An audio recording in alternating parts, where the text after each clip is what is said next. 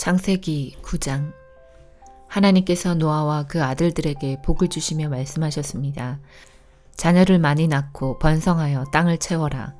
땅의 모든 짐승과 하늘의 모든 새와 땅 위를 기는 모든 것과 바다의 모든 물고기가 너희들을 두려워할 것이다. 내가 이 모든 것을 너희들에게 주었다. 살아서 움직이는 모든 것이 너희의 음식이 될 것이다. 전에 푸른 식물을 음식으로 준 것 같이 이제는 모든 것을 음식으로 줄 테니 다만 고기를 피째 먹지는 마라. 피에는 생명이 있다. 너희가 생명의 피를 흘리면 내가 반드시 복수를 할 것이다. 사람의 피를 흘리면 그것이 짐승이든 사람이든 피 흘리게 한 사람의 형제이든 간에 내가 복수를 할 것이다.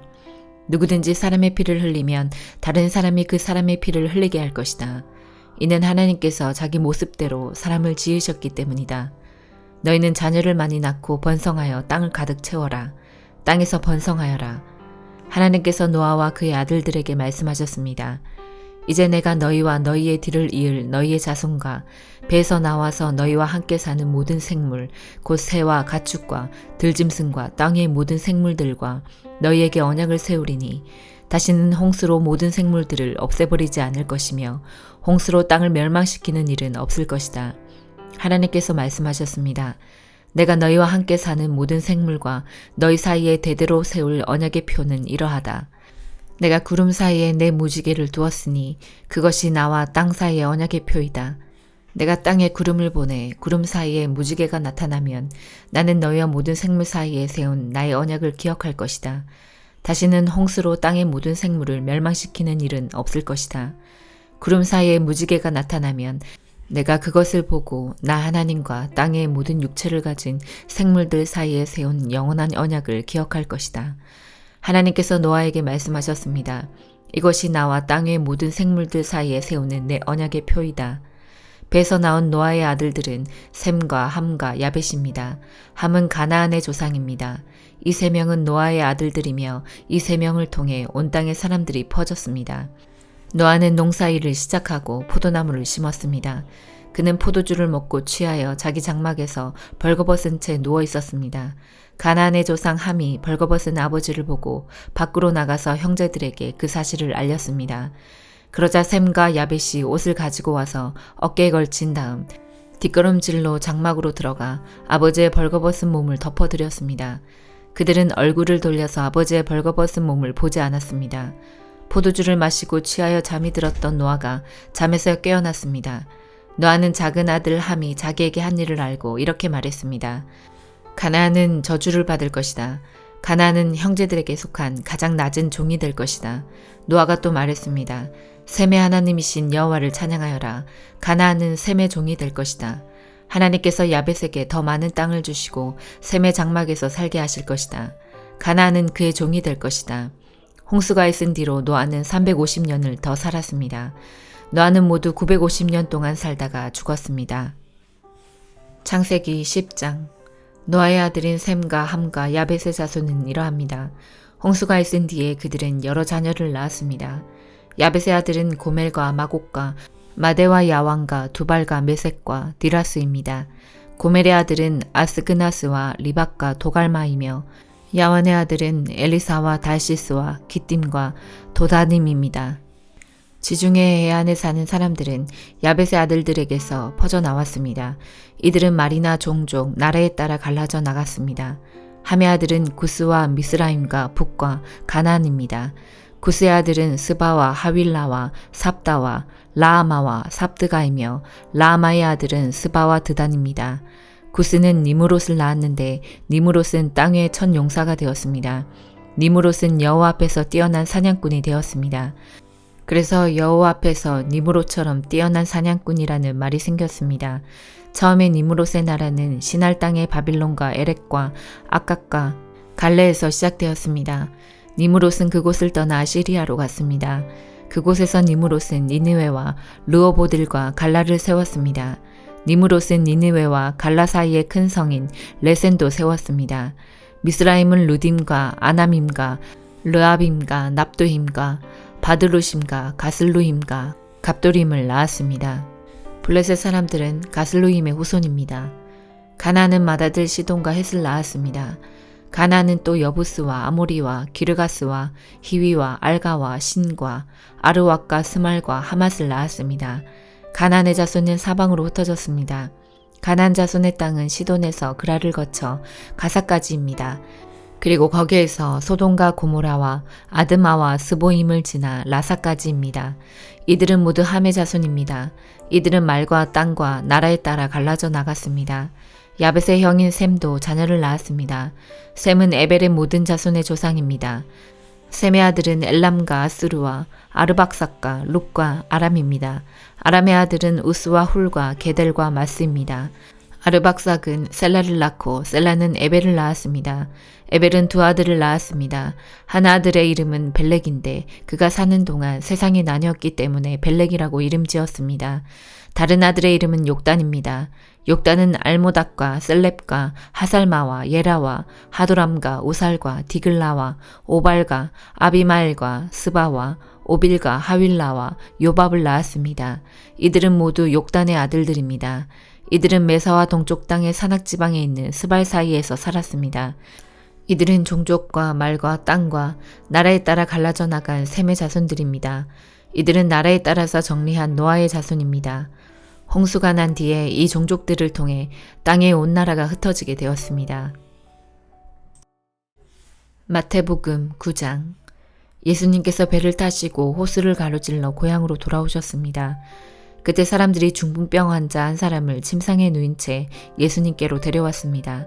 예수님께서 사람들의 믿음을 보시고 중풍병 환자에게 말씀하셨습니다. 안심하여라, 아들아, 네 죄가 용서받았다. 몇몇 율법학자들이 속으로 말했습니다. 이 사람이 하나님을 모독하는구나. 예수님께서 그들의 생각을 아시고 말씀하셨습니다. 어찌하여 너희가 마음속으로 악한 생각을 하느냐. 네 죄가 용서받았다라고 하는 것과 일어나 걸어라 하고 말하는 것 중에서 어느 것이 더 쉽겠느냐.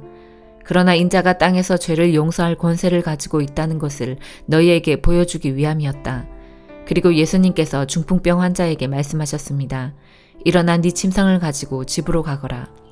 그러자 그 사람이 일어나 집으로 갔습니다.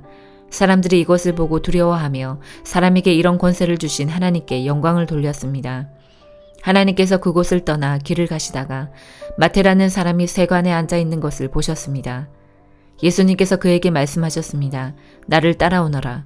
그러자 마태는 일어나서 예수님을 따라갔습니다. 예수님께서 마태의 집에서 식사를 하실 때였습니다. 많은 세리들과 죄인들이 와서 예수님과 제자들로 더불어 함께 식사를 하고 있었습니다. 바리새파 사람들이 이것을 보고 제자들에게 말했습니다. 어째서 너희 선생님은 세리들과 죄인들하고 함께 어울려 식사를 하느냐? 예수님께서 이 소리를 들으시고 말씀하셨습니다. 건강한 사람은 의사가 필요 없으나 환자들은 의사가 필요하다. 너희는 가서 나는 희생제물보다 자비를 원한다라는 말씀이 무슨 뜻인지 배워라. 나는 의인을 부르러 온 것이 아니라 죄인을 부르러 왔다. 그때 요한의 제자들이 예수님께 와서 말했습니다. 우리들과 바리새파 사람들은 자주 금식을 하는데 왜 선생님의 제자들은 전혀 금식을 하지 않습니까? 예수님께서 이들에게 대답하셨습니다. 결혼식에 참석한 사람들이 신랑과 함께 있을 때 슬퍼할 수 있느냐?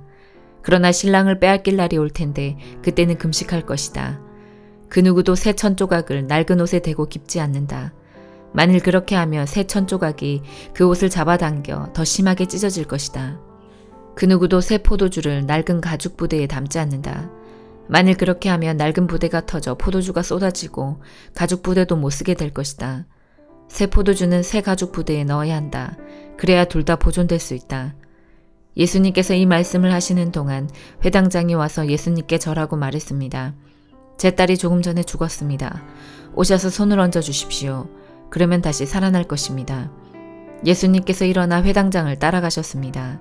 제자들도 같이 갔습니다. 가는 길에 12년 동안 혈루증을 앓아온 한 여자가 예수님의 뒤로 와서 옷깃을 만졌습니다. 그녀는 속으로 예수님의 옷을 만지기만 해도 내가 나을 거야 라고 생각했던 것입니다. 예수님께서 뒤돌아서서 그 여자를 보고 말씀하셨습니다. 안심하여라 딸아, 네 믿음이 너를 구원하였다. 그 즉시 그 여자의 병이 나았습니다. 예수님께서 해당장의 집에 도착했을 때였습니다. 예수님은 피레를 부는 사람들과 떠드는 사람들을 보셨습니다. 예수님께서 말씀하셨습니다. 물러나라. 소녀는 죽은 것이 아니고 자고 있는 것이다. 그러자 사람들이 예수님을 비웃었습니다. 사람들을 밖으로 내보낸 뒤 예수님께서 들어가셔서 소녀의 손을 잡았습니다. 그러자 소녀가 일어났습니다. 이 소식은 온 동네 사방으로 퍼져나갔습니다. 예수님께서 거기를 떠나가실 때 보지 못하는 두 사람이 예수님을 따라오면서 소리 질렀습니다. 다윗의 자손이여, 우리를 불쌍히 여겨주소서. 예수님께서 집 안으로 들어가시자 보지 못하는 사람들이 예수님께 나왔습니다. 예수님께서 그들에게 물으셨습니다. 내가 너희를 보게 할 수 있다고 믿느냐? 그들이 대답했습니다. 그렇습니다, 주님. 예수님께서 그들의 눈을 만지시며 말씀하셨습니다. 너희 믿음대로 너희에게 이루어져라. 그러자 그들의 눈이 뜨였습니다. 예수님께서 그들에게 매우 엄중히 이르셨습니다. 이 일을 아무에게도 알리지 마라. 그러나 두 사람은 나가서 예수님에 대한 소문을 사방에 퍼뜨렸습니다. 그들이 떠나갔을 때 사람들이 귀신 들려 말하지 못하는 사람을 데리고 예수님께 왔습니다. 예수님께서 귀신을 내쫓자 말 못했던 사람이 말을 하게 되었습니다. 사람들은 놀라서 말했습니다. 이스라엘에서 이와 같은 일이 일어난 적이 없었다. 그러나 바리새파 사람들은 말했습니다. 그는 우두머리 귀신의 힘으로 귀신을 내쫓는 것이다. 예수님께서 모든 성읍과 마을을 두루 다니셨습니다. 예수님께서는 유대인의 회당에서 가르치기도 하셨고 하나님 나라에 대한 기쁜 소식을 전하기도 하셨습니다. 그리고 온갖 질병과 고통을 치료해 주셨습니다. 예수님께서는 사람들을 불쌍히 여기셨습니다. 그것은 사람들이 마치 목자 없는 양처럼 내팽겨쳐져 고통을 당하고 있었기 때문입니다. 예수님께서 제자들에게 말씀하셨습니다. 추수할 것은 넘쳐나는데 일꾼이 적구나. 그러므로 추수할 밭에 주인에게 간청하여 일꾼들을 추수할 밭으로 보내달라고 하여라. 에스라 9장. 이 모든 일이 이루어진 뒤에 지도자들이 나 에스라에게 와서 말했습니다. 이스라엘 백성과 제사장과 레위 사람들은 아직도 우리 주위에 사는 다른 민족들과 구별된 생활을 하지 못하고 있습니다. 우리 이스라엘 백성들이 가나안 사람과 헷 사람과 브리스 사람과 여부스 사람과 암몬 사람과 모압 사람과 이집트 사람과 아모리 사람처럼 역겨운 일을 하고 있습니다. 이스라엘 사람들은 유다 사람이 아닌 다른 민족들의 딸을 아내와 며느리로 맞아들여 이스라엘 백성의 거룩한 피가 이 땅에 사는 세상 민족들의 피와 섞이게 되었습니다. 이스라엘의 지도자와 관리라는 사람들이 오히려 이런 일에 앞장을 섰습니다.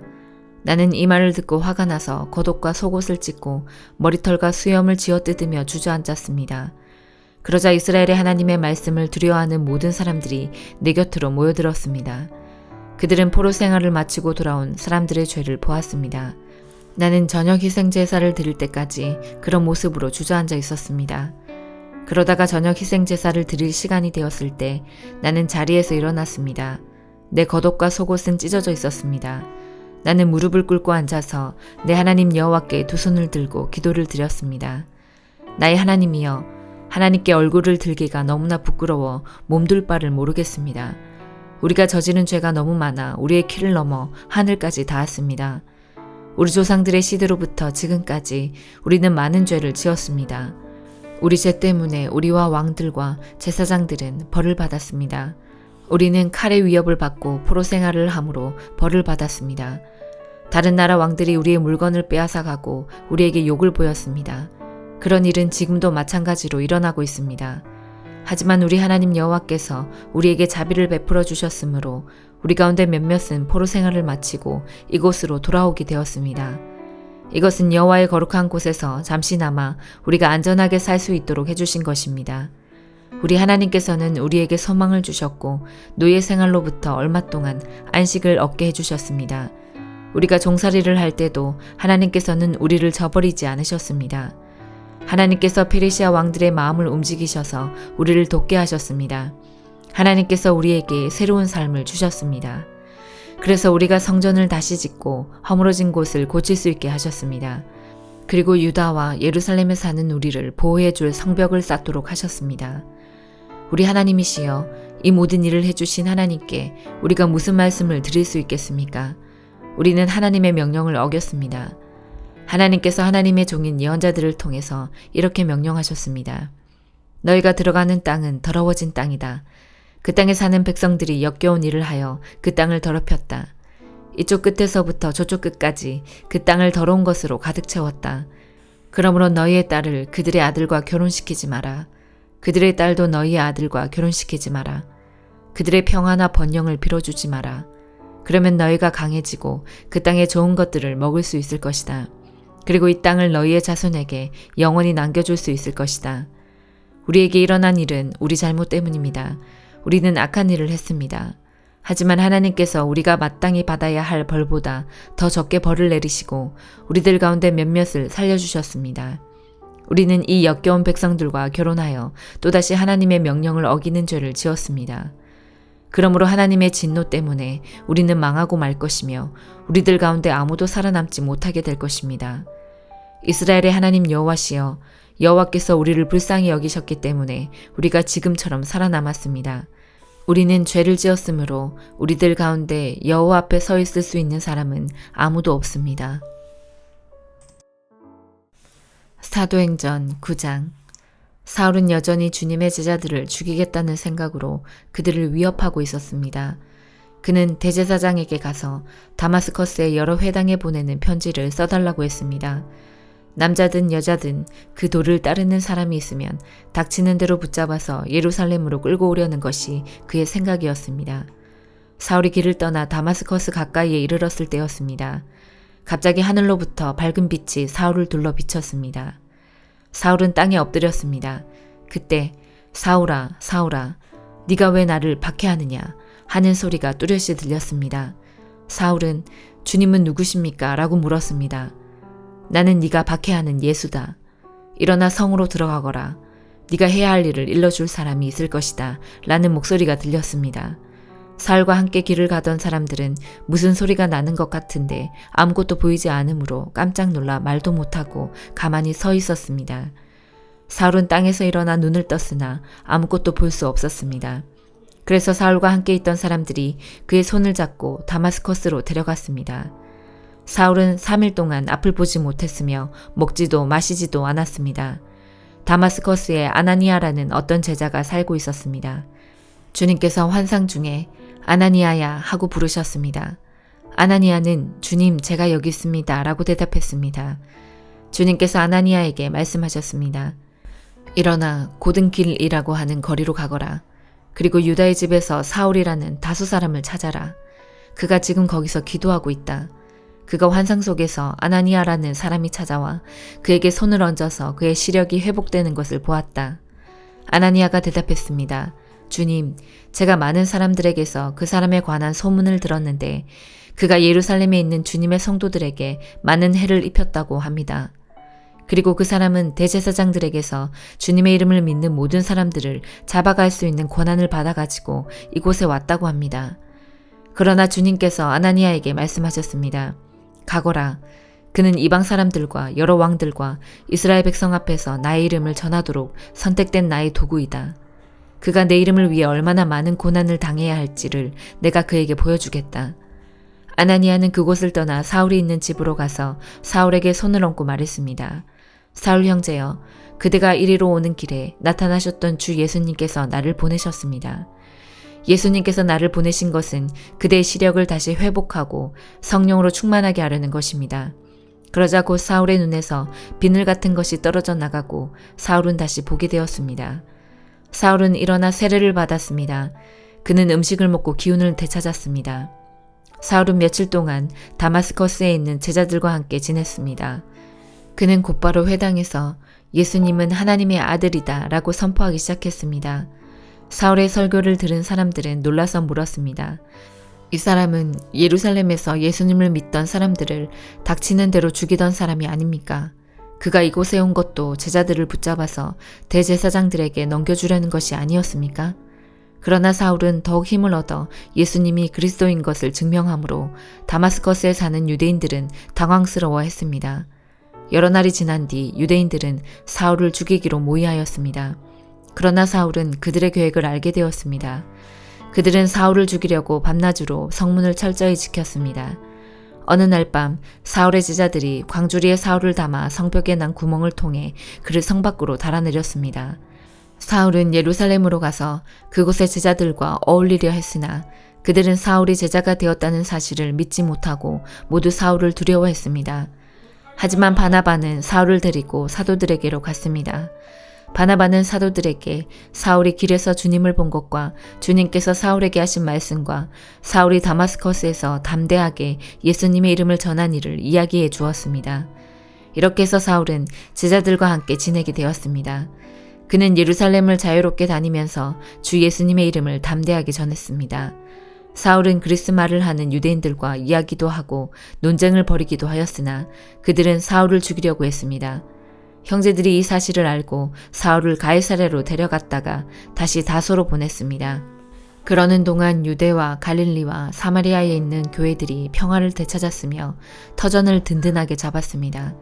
교회는 주님을 두려워하며 성령의 위로를 받아 믿는 사람들의 수가 점점 늘어났습니다. 베드로가 여러 지방을 두루 다니다가 루다에 사는 성도들에게까지 가게 되었습니다. 거기서 베드로는 애니아라는 사람을 만났습니다. 애니아는 중풍에 걸려 8년 동안 일어나지 못하고 누워 지내던 사람이었습니다. 베드로가 그에게 애니아여, 예수 그리스도께서 그대를 고쳐주실 거요. 일어나 자리를 정돈하십시오 라고 말했습니다. 그러자 애니아가 곧 자리에서 일어났습니다. 롯다와 사론에 사는 모든 사람들이 그를 보고 주님께로 돌아왔습니다. 욥바에 다비다라는 여제자가 있었습니다. 그 이름은 그리스어로 하면 도르가인데 그 뜻은 사슴입니다. 다비다는 언제나 착한 일을 하고 가난한 사람들을 돕는 일에 힘썼습니다. 베드로가 롯다에 머물고 있는 동안 다비다가 병이 들어 죽고 말았습니다. 사람들은 다비다의 시신을 씻어 다락방에 두었습니다. 룻다는 욥바에서 가까운 곳에 있습니다. 욥바에 사는 제자들이 베드로가 룻다에 있다는 말을 듣고 두 사람을 베드로에게 보내어 속히 와달라고 부탁을 했습니다. 베드로가 일어나 그들과 함께 욥바로 갔습니다. 베드로가 그곳에 이르자 사람들이 그를 다락방으로 안내했습니다. 과부들은 베드로의 곁에 서서 울며 도르가가 살아있을 때 만든 여러 옷가지들을 베드로에게 보여주었습니다. 베드로는 사람들을 모두 내보낸 뒤에 무릎을 꿇고 기도했습니다. 그리고 나서 시신을 향해 몸을 돌려 다비다여 일어나시오 라고 말했습니다. 그러자 다비다가 눈을 떠서 베드로를 보더니 일어나 앉았습니다. 베드로가 손을 내밀어 다비다를 일으키고 성도들과 과부들을 불러서 다비다가 살아난 것을 보여주었습니다. 이 소식이 욥바 전체에 알려지자 많은 사람이 주님을 믿었습니다. 베드로는 욥바에 있는 여러 날 동안 가죽 제품을 만드는 시몬의 집에서 묵었습니다. 아멘.